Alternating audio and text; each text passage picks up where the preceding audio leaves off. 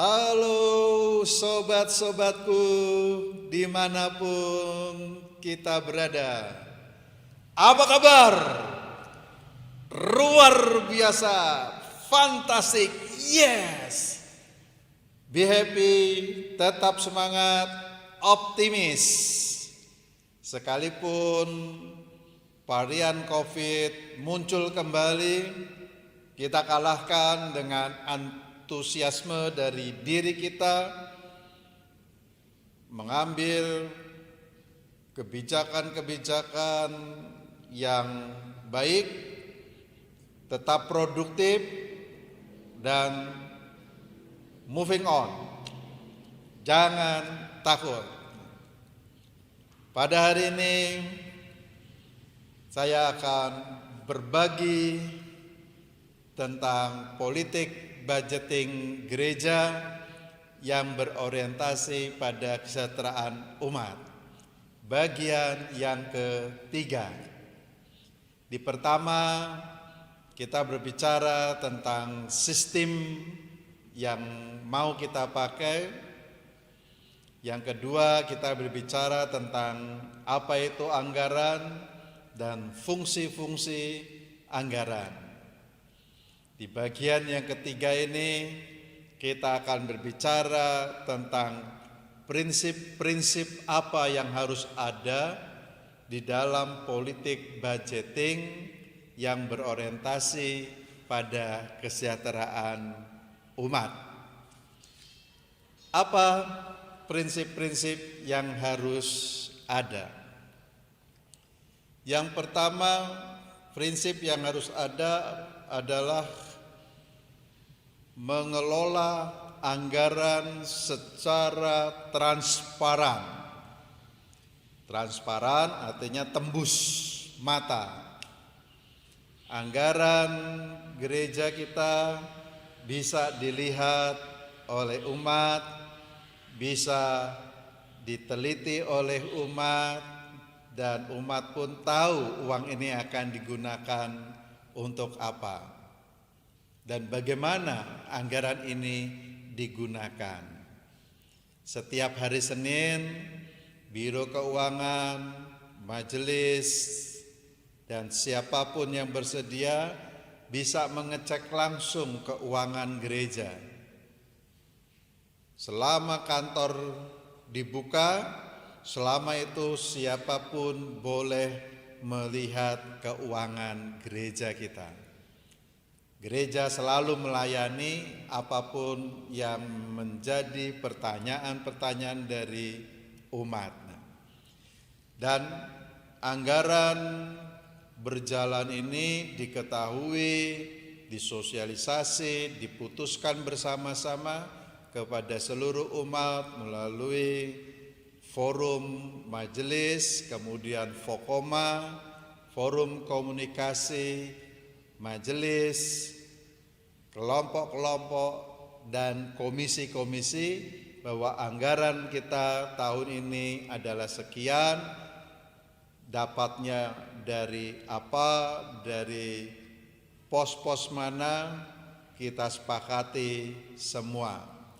Sehingga dalam proses transparansi, setiap minggu warga dapat mengecek bagaimana uangnya dikelola, bagaimana persembahannya dipertanggungjawabkan oleh majelis.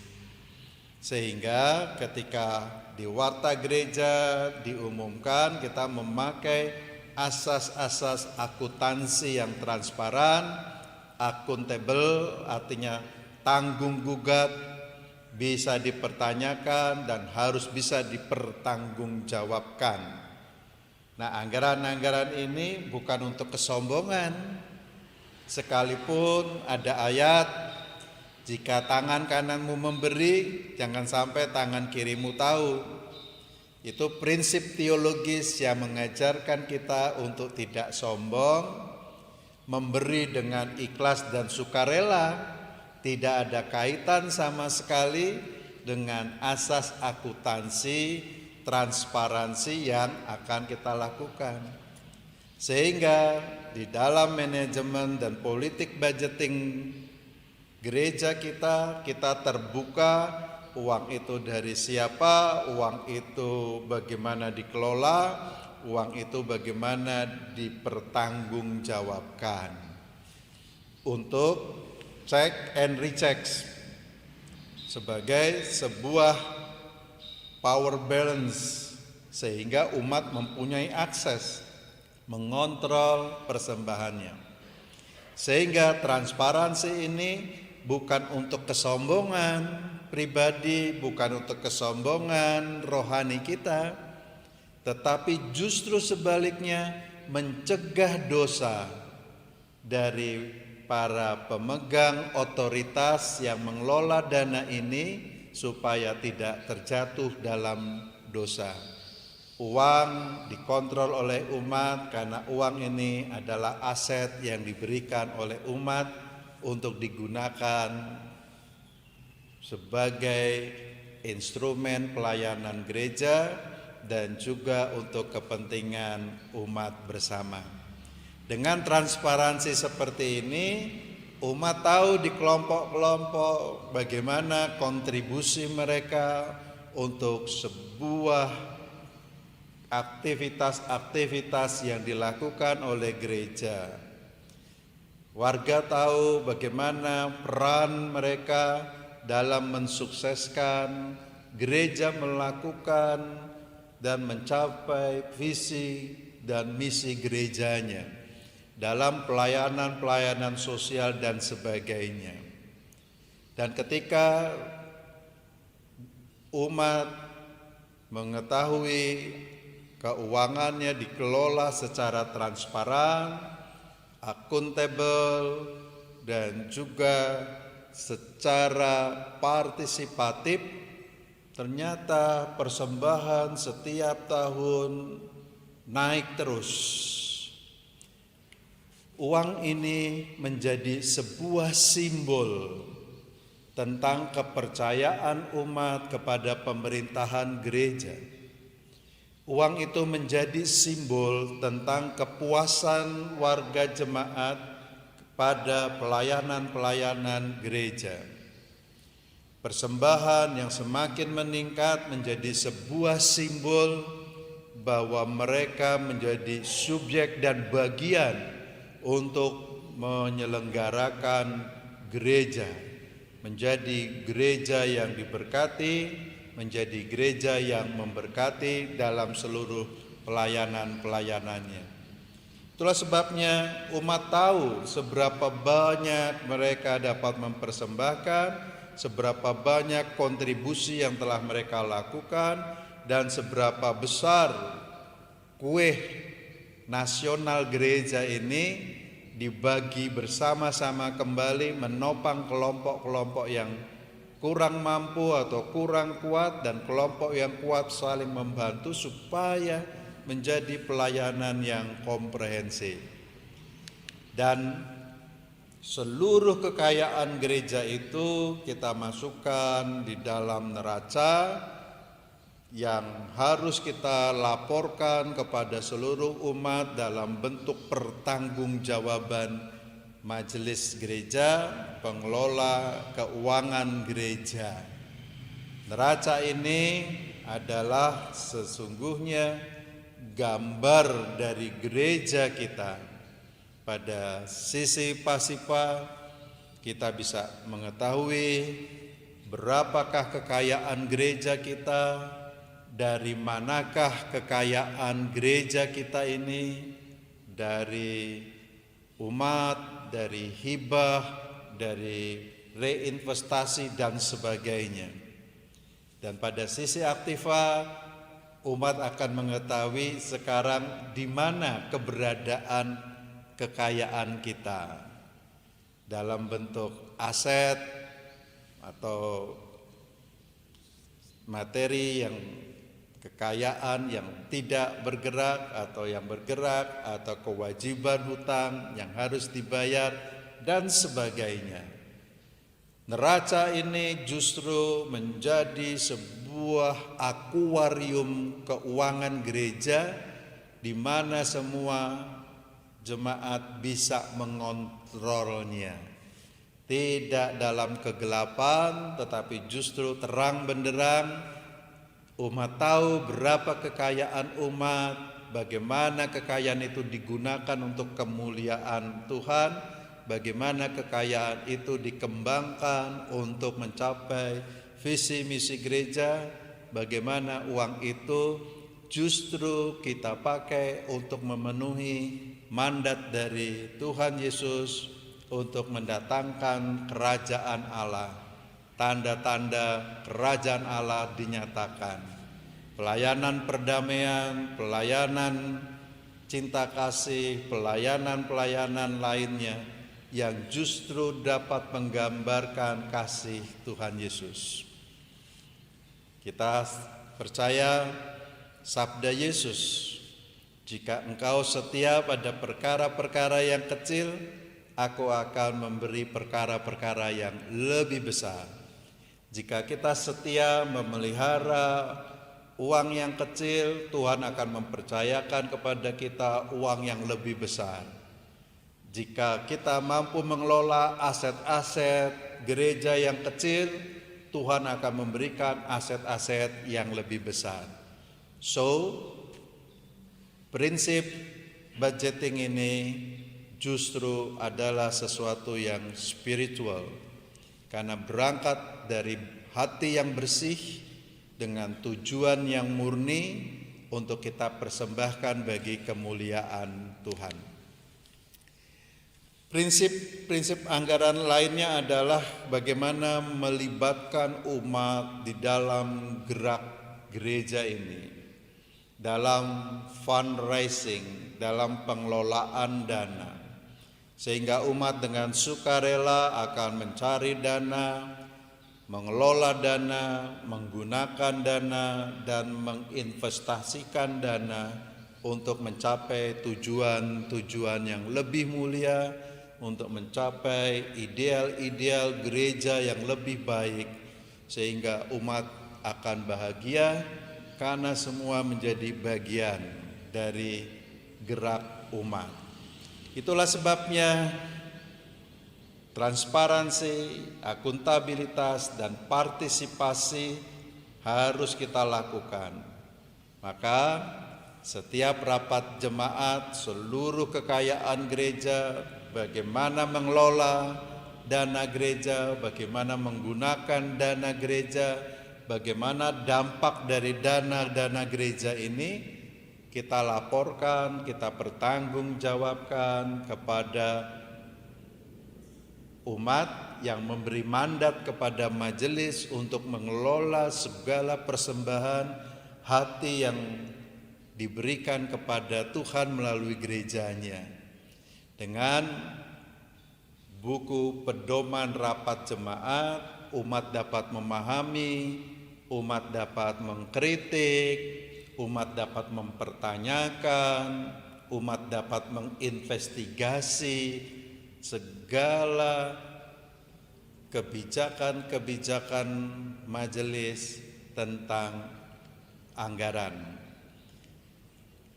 Prinsip yang lainnya adalah bagaimana prinsip-prinsip kita itu harus berorientasi pada efisiensi, tepat dana dan daya, efektif, tepat guna, dan juga equity. Bedanya equality dan equity adalah equality memberi kepada semua pihak dengan jumlah yang sama. Equity berbeda, memberi kepada semua pihak berdasarkan kebutuhan atau prioritas-prioritas pencapaian yang kita inginkan. Itulah sebabnya komisi-komisi tidak menerima dana yang sama.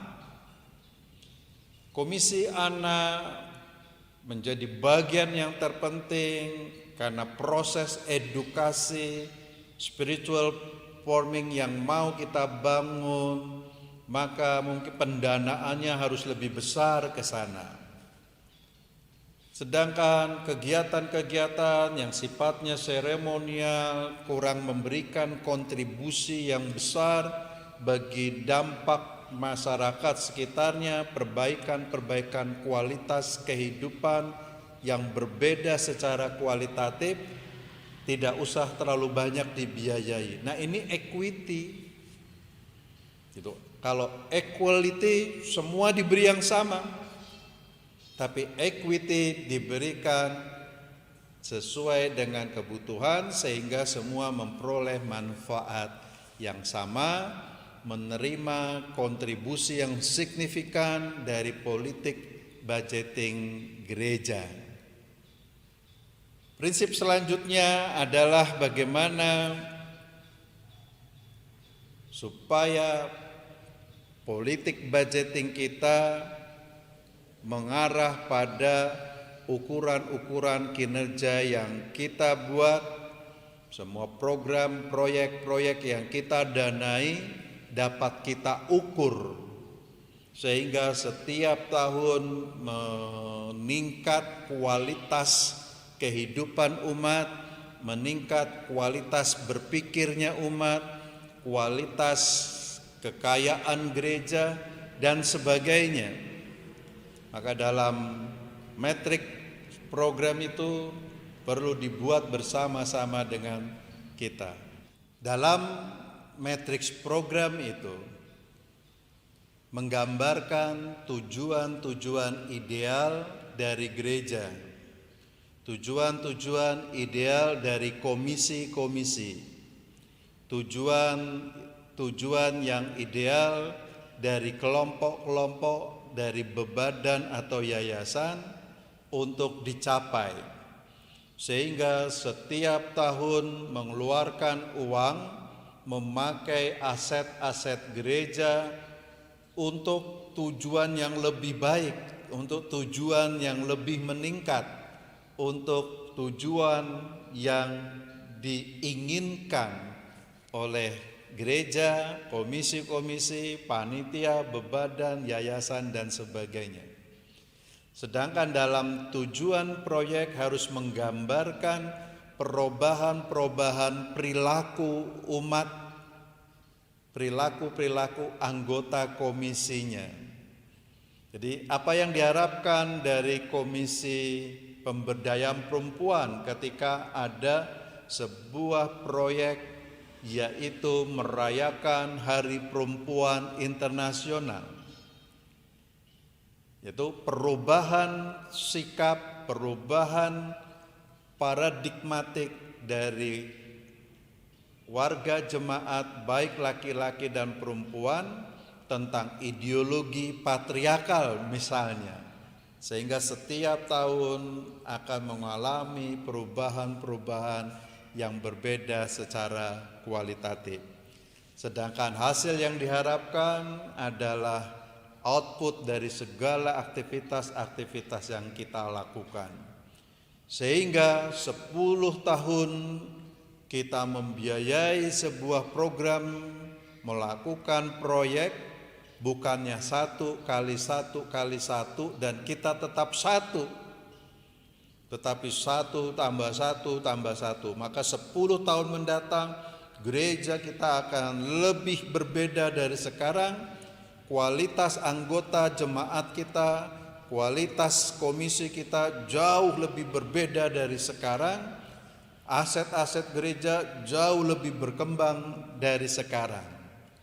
So, sahabat-sahabat, sobat-sobat, mengapa dalam perencanaan program kita meminta komisi-komisi, kelompok-kelompok membuat sasaran-sasaran, ukuran-ukuran dan proyek-proyek yang tepat supaya pembiayaan anggaran kita terintegrasi dengan perencanaan-perencanaan strategis gereja.